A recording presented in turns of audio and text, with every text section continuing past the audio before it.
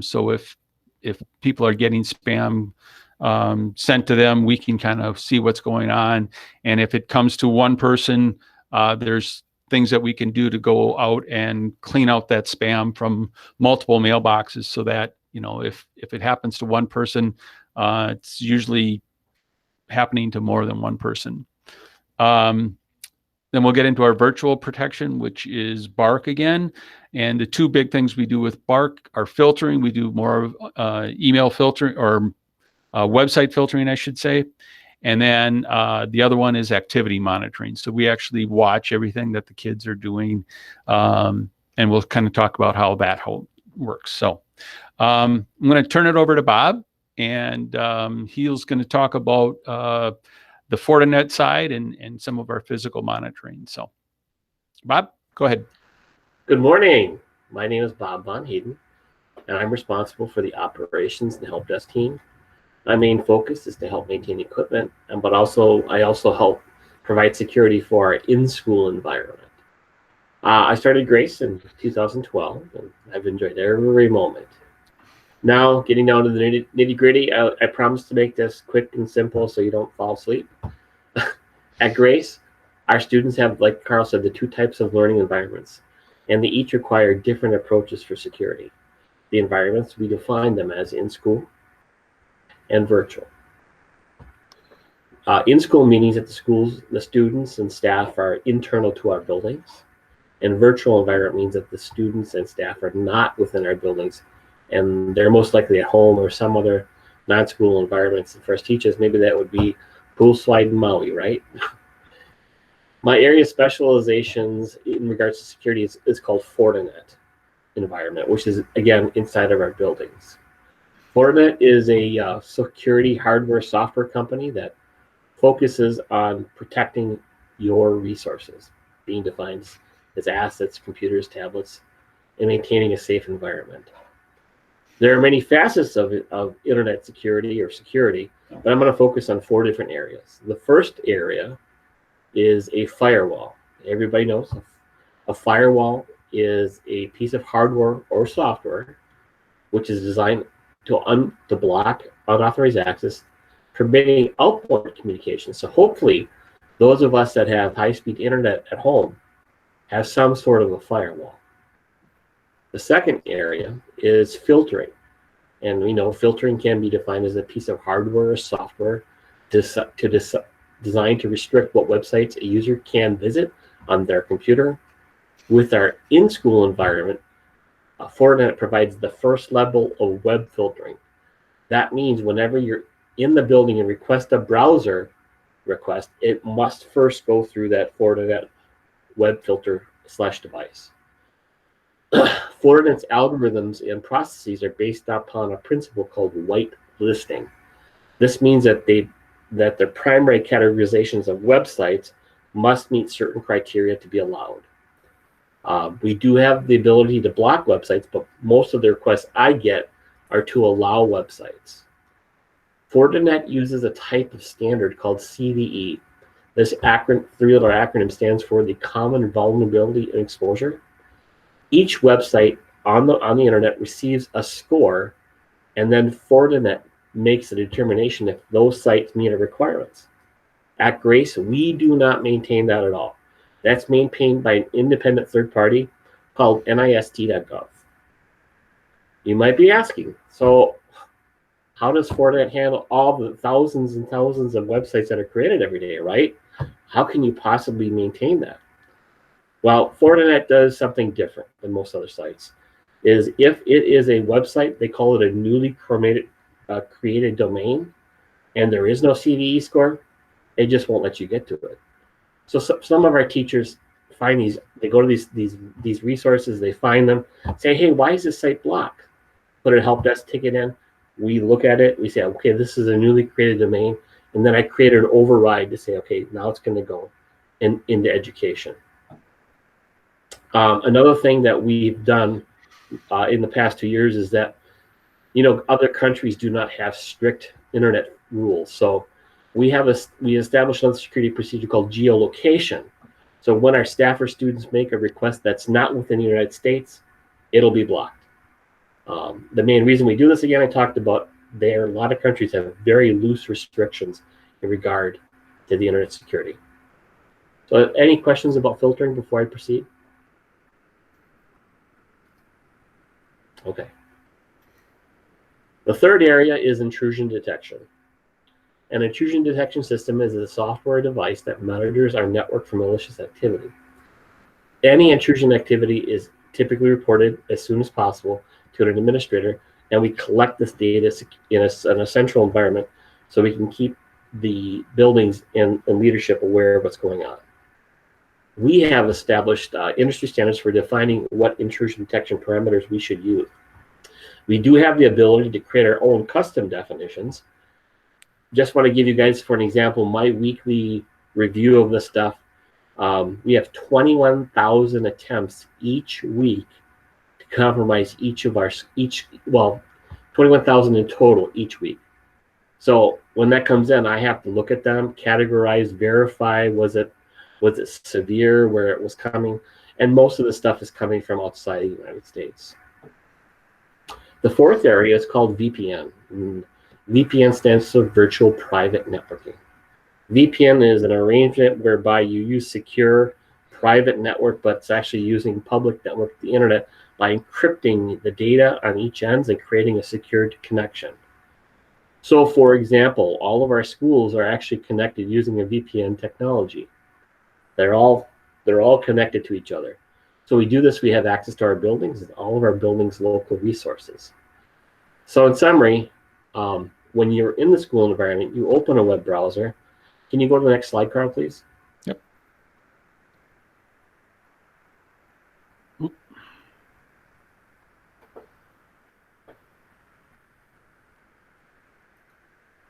So in summary, this is the school environment from top down.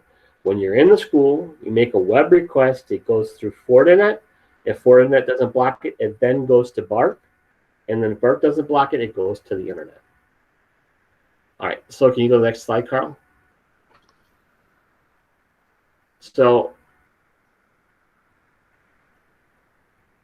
keep in mind, with Fortinet, we see every single request from every single device.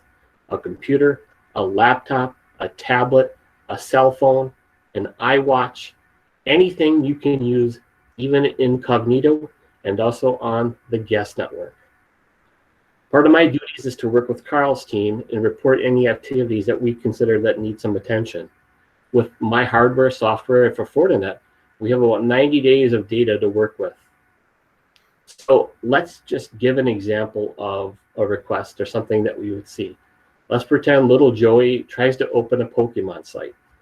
I will receive an alert that little Joey made this request from this device, from this location, from this building, from this device, and for a certain particular time.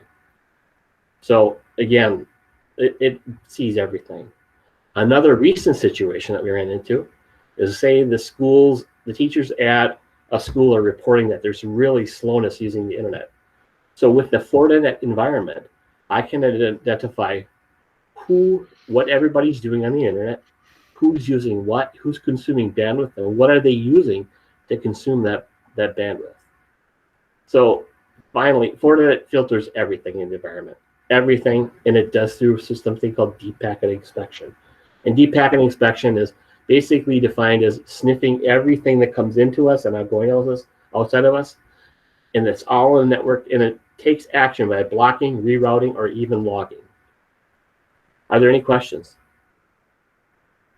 Okay. I want to thank you for taking time out of your busy schedule today and to attend the session. If you have any questions at all, please feel free to send an email to helpdesk@gracesystem.org. Thank you. God bless. Okay, now we're going to turn it over to Teresa, and she's going to talk a little bit about some of the work that she does through Google and BARC, that she does some work. So, Teresa? Hi, everyone. Yes, we have two tools that we have access to within Google. One is the Google Meet Quality Tool.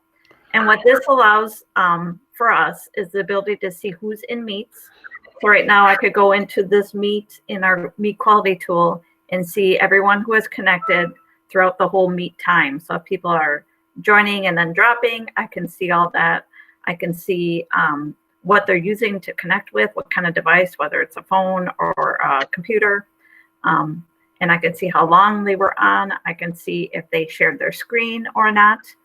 I can find Meets that students are using without teachers.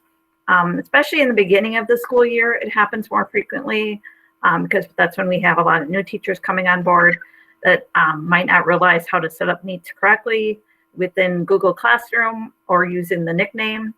So it's amazing how quickly students find those Meets that were set up incorrectly and they start abusing them. So once we find out, and sometimes we can find them out proactively when I have time to search within the Google Meet quality tool for those Meets. But if we get word from a teacher or a parent saying, hey, a student's like joining a Meet and they shouldn't be able to, I can look into it further and find out exactly what Meet they're joining, how they're doing it, and then I can block it so they can no longer access it anymore. I can find out how often they're connecting, when they're connecting, especially for those that are abusing a Meet. I can get a list and find out exactly how often they were connecting to those Meets, who was in those Meets, and then I can create a report that can be sent to the appropriate principal if necessary.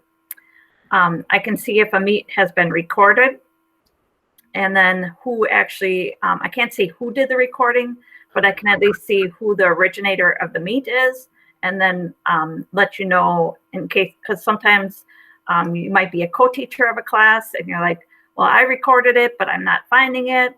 So then I can go through and find out, okay, well, this is the originator of the Meet, so check with this person. They probably have access to that recording in case you can't find it. And then I can also do a search by organizer or participant. So if you want to see if Johnny has been, what Meets Johnny has been attending, I can look up Johnny's name and then find out all the Meets that he has been participating in. And I think it goes back at least 90 days, if not more. I forget how far back it gives me details for. Next slide. Now, we also have access to Enterprise. Many of you may be aware that we do have Enterprise license. And with Google Meet, that is what allows us to have the breakout rooms, the question answers, the polls. Because we're Enterprise subscribers, it gives us that. But also because we're Enterprise subscribers, it gives us a lot more features on the back end. And one of them is the ability to search for spam emails. So in the summer often, or in the beginning of the year, we were getting a lot of emails from what looked like our principals asking for a favor or saying, I don't have time to talk, can you email me back? And those are usually big signs that they're spam. They're not our principals. And if you look closely at the email, you would see that it's not even our principal's email address. It'll look like our principal email address, but it's not. But now with the Enterprise, if we are made aware of an email that's coming through, either by someone sending a help desk ticket in saying, hey, this email looks like spam, then I can go ahead and look for that email because like Carl said in the beginning, that often if you're getting it, there's probably a lot of people getting them. So I can go through and look and find that email, see who all is getting it, and then see if they've opened it, if they've clicked on anything, if they've replied to the email. I can see all that. And then I can also see if they haven't opened it yet. And what's great about if they haven't opened it yet is I can actually take it right out of their inbox. So they don't even know that they got the email to begin with, which is nice because then it helps prevent you guys from conversing with those people that are not real people. Well, they're real people, but they're probably not up to any good because usually they ask for gift cards. And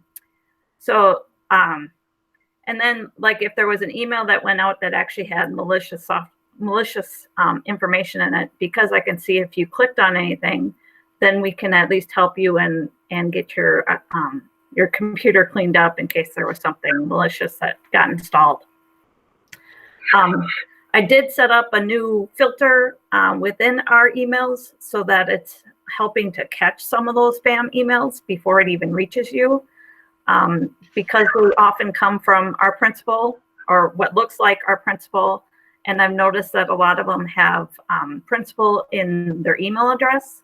I've actually created a filter to help kind of catch some of those. And it was, since I've set it up, it actually has caught one legitimate fake email, spam email. So you guys never even saw it come to your inbox, which was pretty nice. So if you ever receive an email and you're not sure if it is a legitimate email or spam, feel free to email it back to the help desk. And then we can let you know if it indeed is a spam email or if it's a legitimate email. Teresa, can I ask a quick question? Sure. Do we just forward that? You don't want to even open it, correct? If there's any doubt, I know some teachers wondered whether I should delete it or forward it or even open it. I guess if you could clarify, when something looks suspicious, what's the first step in doing it? Well, the big thing I think that you don't want to do is reply to it. And if there's attachments, you definitely don't want to open it if you have any kind of suspicion on if it's spam or not, because that's where all the bad stuff lies, is in those attachments. I'm pretty sure it's okay to open it itself, to kind of read it, to make sure that it's, to see what it is. Bob and Carl, you can verify. Well, and usually you have to at least look at it to see that it is suspicious, right? I mean, if you got something from, Kim Desitel, for example, and that's what it said from the recipient, you probably wouldn't, unless you could expect the email address, you would probably think it's from Kim, right? But once you open it, so yeah, I mean, I gotta admit somebody here. Yeah, if you do have to, I mean, you probably do have to open it, but again, don't click on any attachments, don't reply to it, do the minimal amount that you can to that email. And then, like you said, just let us know what it is and we can deal with it, right? You don't even necessarily have to forward it on, right? If you just say, I just got an email from here, sure, put that in your help desk ticket. Teresa can find it then and deal with it on her end, rather than you forwarding it, which might do something again, right? True. So, yes. Okay. And then if you do know for sure that it is a spam email, that one you don't have to send to the help desk. There is in your mailbox, there's like an octagon with an exclamation point. You can click on that. It'll mark it as spam. And then if a lot of people are marking the same email as spam, I get a report of that. And then I can do further research on my end too and say, is this an email address I need to block, or is it just something else? So be careful as well when you're marking emails as spam, that they are truly spam and not just emails that you had subscribed to that you no longer want to be subscribed to, or like Google Classroom often gets marked as spam. It's like, well, no, it's not really spam. You probably just mean to trash it or archive it. So just be careful on the emails that you are marking as spam, that they are truly spam emails. So Teresa, if it is something they've subscribed to, they should try to unsubscribe from it if they don't want it anymore, right? Correct. Yes. And there's usually an unsubscribe button or a process to unsubscribe to those. So. Yes. The other thing that we can do with Google Enterprise is we can search for Drive account files. So if you find out that a student maybe shared a document to outside of the domain, or even to fellow students that you think maybe aren't using the document correctly, they're using it to chat or something else, they may be abusing it, we can actually find that document and we can either change the sharing permissions on it. We can even change ownership of the document. So an instance, maybe a teacher has left, but there's a document that you really need access to because you want to be able to edit it, and they only have access to it, or they only shared it out, but no one really owns it except for that teacher. But you don't want access to all their documents, because we have the ability to change ownership of an entire staff member to someone else. but maybe you don't want access to all their documents. You just need this one particular document. We can find that document and actually change the ownership of that document to someone else. So that's a new feature that we have with Google Enterprise. There are a ton more features that we have ability to with Enterprise, but these are just a couple of them that I've been able to use recently. So go ahead, next page.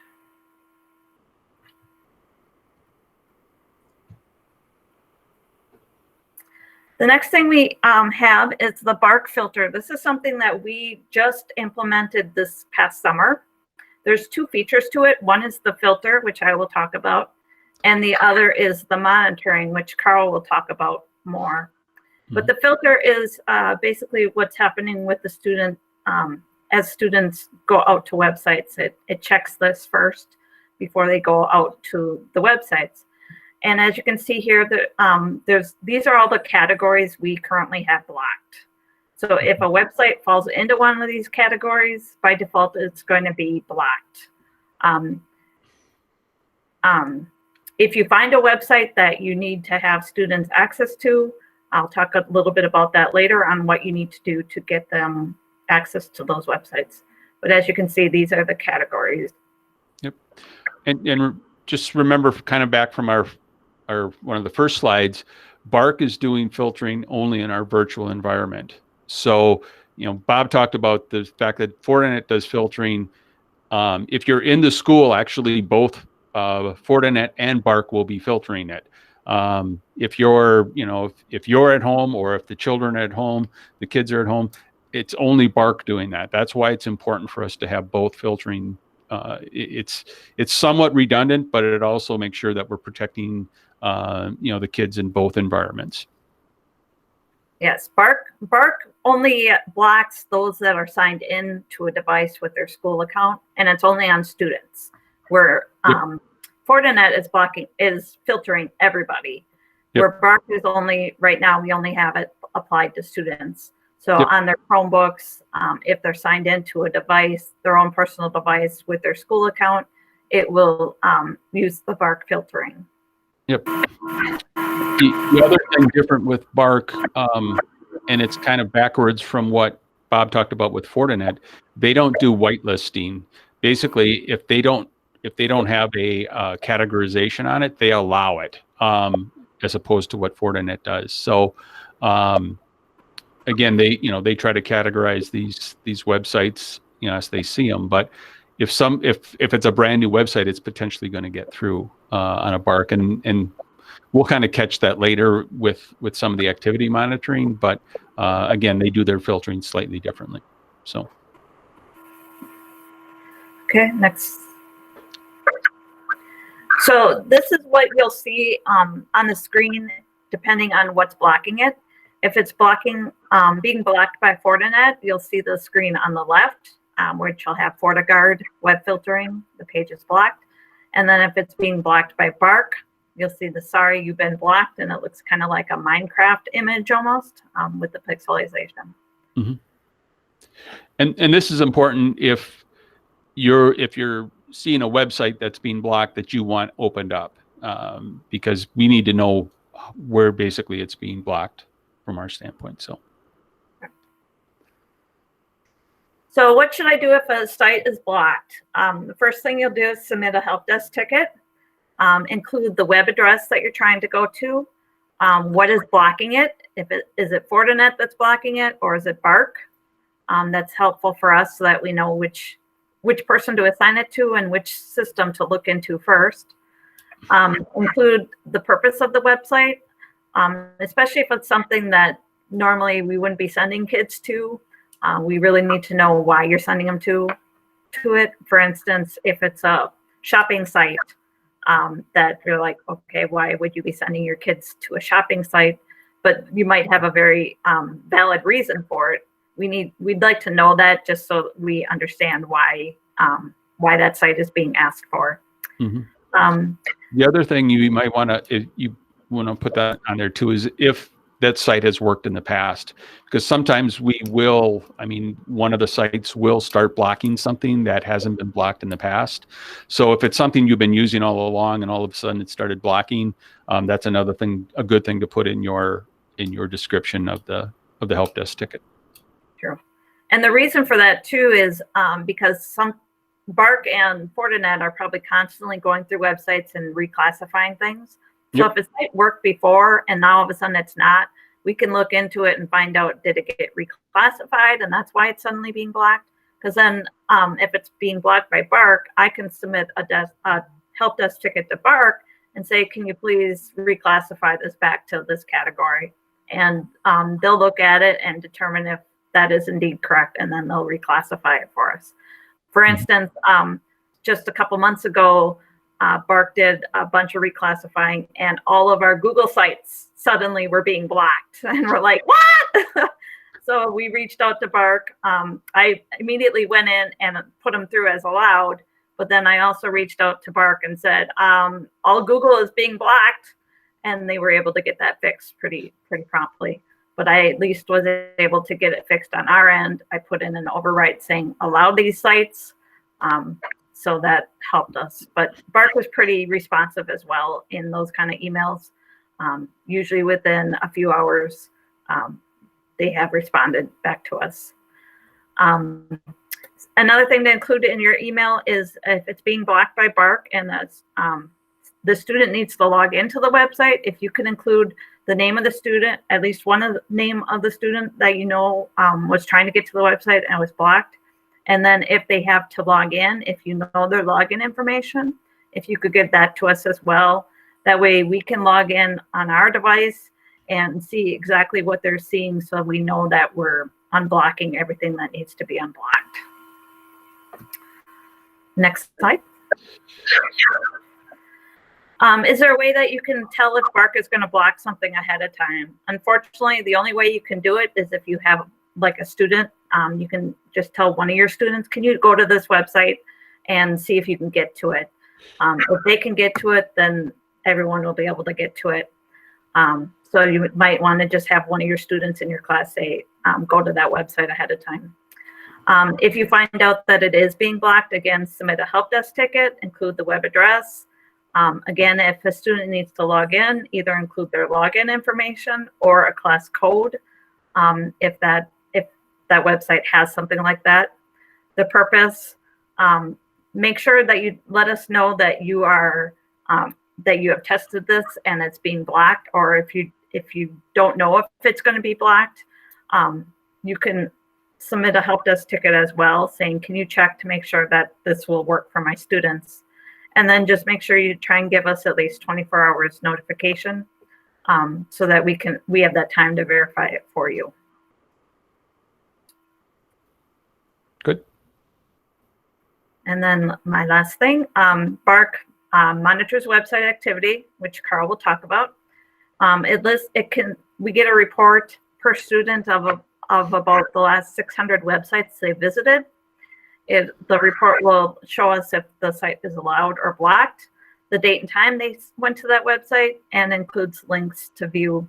So if you have a student who you think might be off task or is maybe visiting sites they shouldn't be, you can send in a help desk ticket, say, please check the student's website activity for maybe this date. And usually it has to be within the last day or two for us to really get that information.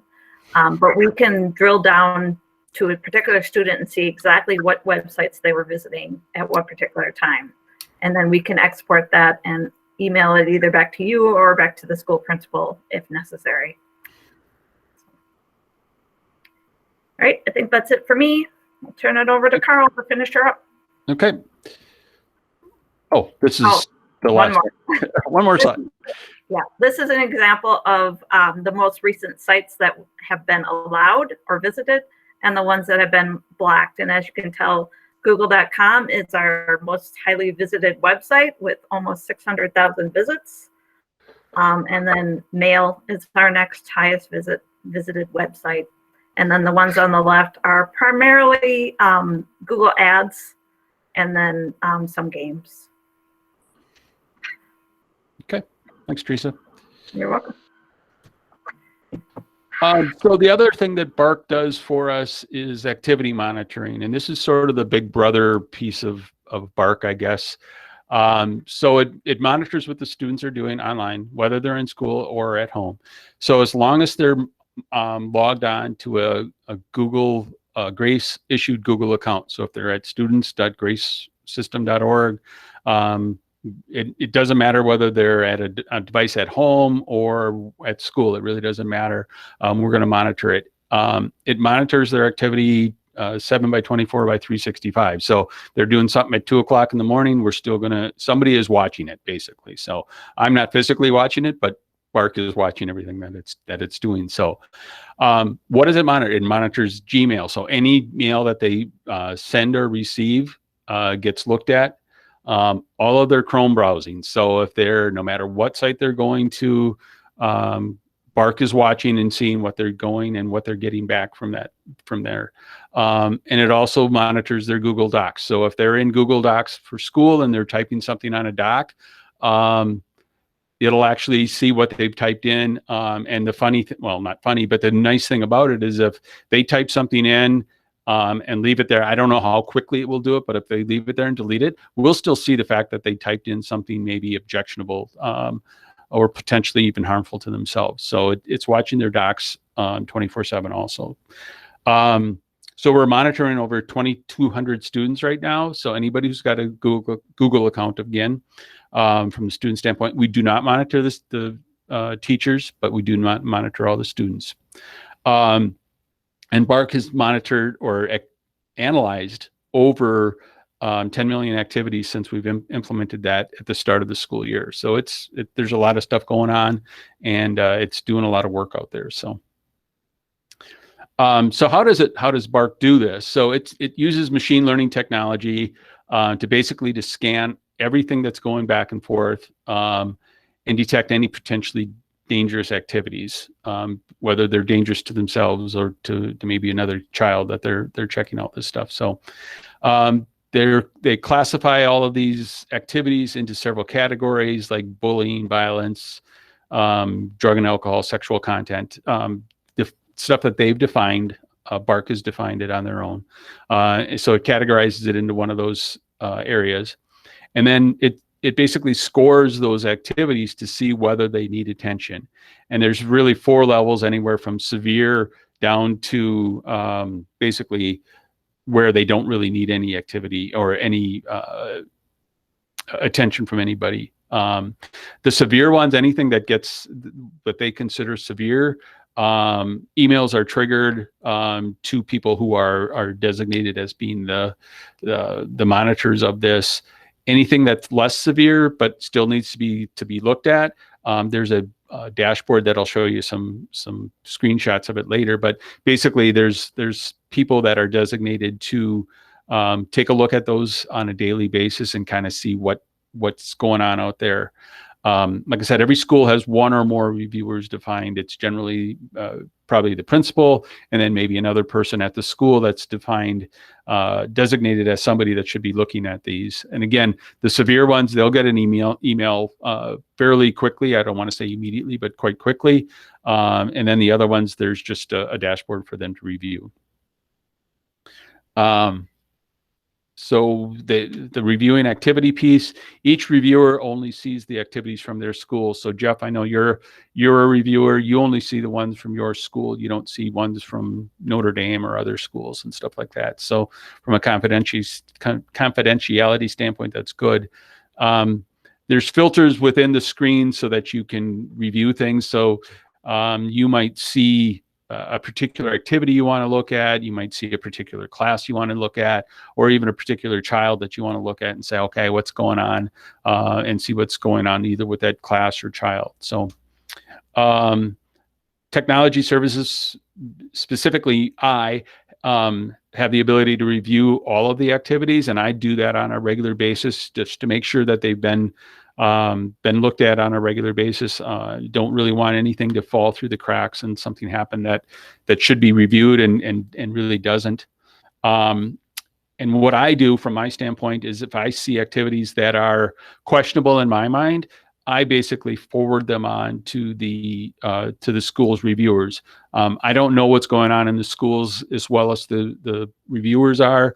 I don't know the children as well, so I might send it on to, let's say, to Jeff or somebody like that and say, okay, I've seen this, you should probably take a look at it and do further investigation onto it. Like I said, you can drill down into an individual school or grade or student. So, once in a while I'll see maybe a particular student. If I see their name a couple times, for example, not too long ago, I saw somebody with the last name of Nelson. So it kind of, I saw it quite often. So I just drilled down on that person and I saw what they were doing. Again, they weren't doing anything necessarily bad, but I forwarded it on to the principal to say, okay, they've been doing a lot of this, at least talk to them and, review the fact that they're using Grace assets for something that they probably shouldn't. And the last thing that I've noticed is that, class assignments really can drive the alerts. For example, several classes have had units on the Revolutionary War, and BARC treats those all as violence. Anytime you have the word battle or war in them, they get treated as violent, categorized as violent things. So, I'll go through and see 50 things from a particular class that they're all searching for, the Battle of Lexington and Concord or something like that. So, but it's better to find more things than to miss things. So, this is an example of the screen that the reviewers look at, so they can see. Again, you can filter down by the type of activity. The group would be like a class within a school. That's how we've grouped them. Again, you can go down to an individual student, or you can do it by date. So you can say, I want to see, maybe you want to see something for a particular couple days because you knew, maybe something happened in your school that you want to look at, see what activities might have happened during that time. Here's a couple, actually, an example of something that popped up, and this is what you see when you're actually monitoring an activity or reviewing an activity. In this case, the student looked up the word vaccine and vaccine for COVID. This would be one that I would take a look at and go, well, that's nothing to be worried about. Obviously, it's categorized as drug and alcohol related because of the word vaccine. But again, I wouldn't even do anything further. I would just look at the next one. Here's another one that I got recently. Again, it's categorized as violence, and I believe the word sniper within the first item was why it was categorized as. In this case, I actually did go and take a look at what that meant, because you never know. I took a look at it, and it's somebody who's like an influencer or whatever you call that in YouTube, and it was just basically their homepage to that. So I didn't do anything specific to that. So again, that's kind of what I do. I do actually just make a judgment call to say whether I should look at the item or not. And if I do, then it's just a further investigation on it. So again, I see hundreds and sometimes it seems thousands of these in the course of a week or a couple of weeks. And again, the reviewers at each school are doing the same work. So, questions? Anybody have any questions? We've gone through quite a bit of stuff, obviously. So, if anybody has any questions, otherwise, again, like Bob said, you can,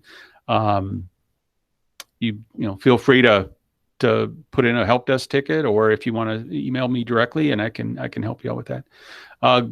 Somebody raised hand, Glenn. Oh, can't hear you.